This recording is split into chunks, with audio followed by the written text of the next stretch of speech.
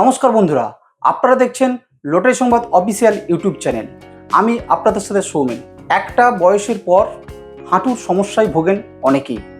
আজকাল অল্প বয়সের ছেলেমেয়েরাও হাঁটুর সমস্যায় কাহিল হয়ে পড়ছে। আসুন দেখে নিই ঘরোয়া পদ্ধতিতে কিভাবে এর রেহাই পাওয়া যায়। হাঁটু ব্যথার পিছনের সত্য। আজকাল বয়স হলেই হাঁটু ব্যথা হচ্ছে, এই ধারণাটা ভুল। আজ 30 বছর তরুণ তরুণীদেরও হাঁটুর ব্যথা হচ্ছে। কেন? কারণ আমাদের জীবন অনেক বদলে গেছে। আমরা চলাফেরা কম করি, ভুল খাই, ঘুম কম হয়, আর স্ট্রেস তো নিত্যসঙ্গী। কিন্তু একটা জিনিস আমরা ভুলে যাই, এই হাঁটু কিন্তু আমাদের গল্পের ভার বইছে। হাটে যাওয়া, পুজোর শপিং, খেলার মাঠ, সব জায়গায় হাঁটু ছিল আমাদের সঙ্গী। তাই ওদের যত্ন নেওয়া প্রয়োজন, উপেক্ষা নয়।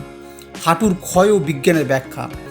দীর্ঘক্ষণ বসে থাকলে জয়েন্ট ফ্লুইড শুকিয়ে যায়, হাঁটু হয় জং ধরা দরজা। জল কম খেলে জয়েন্টের প্রাকৃতিক লুব্রিকেশন বন্ধ হয়ে যায়। চিনি, জাঙ্ক ফুড, ভাজাভুজি এগুলো শরীরে ইনফ্ল্যামেশন বাড়িয়ে হাঁটু ব্যথা বাড়ায়। আর সবচেয়ে খারাপ বিষয়, ব্যথা হচ্ছে বলে নড়াচড়া বন্ধ করা, এটা হাঁটুর জন্য সবচেয়ে ক্ষতিকর। হাঁটু তৈরি হয়েছে নড়ার জন্য, থেমে থাকার জন্য নয়। আমাদের বাঙালি বাড়িতেই লুকিয়ে আছে সমাধান। ঠাকুমা যে সর্ষের তেল মাখতেন বা মাখাতেন, সেটা সার্কুলেশন ভালো করে। রান্নার হলুদ, আদা প্রাকৃতিক ব্যথানাশক। মেথি ভিজিয়ে খাওয়া হাঁটুর জড়তা কমায়। পাতা শাক বা নোটে শাক ভিটামিন কে আর আয়রনের ভাণ্ডার। কিন্তু তারপরেও তেলে ভাজা, মিষ্টি চা, কাল থেকে শুরু করব, এগুলোই তো আস্তে আস্তে হাঁটু কেড়ে নিচ্ছে। হাঁটু ভালো রাখতে চাইলে আজ থেকেই শুরু করুন। দিনে 20 মিনিট হাঁটুন, এমনকি বাড়ির ভেতরে হলেও চলবে। হালকা ব্যায়াম করুন, বিশেষত পা ও কোমরের জন্য। প্রতিদিন 2.5 থেকে 3 লিটার জল খান।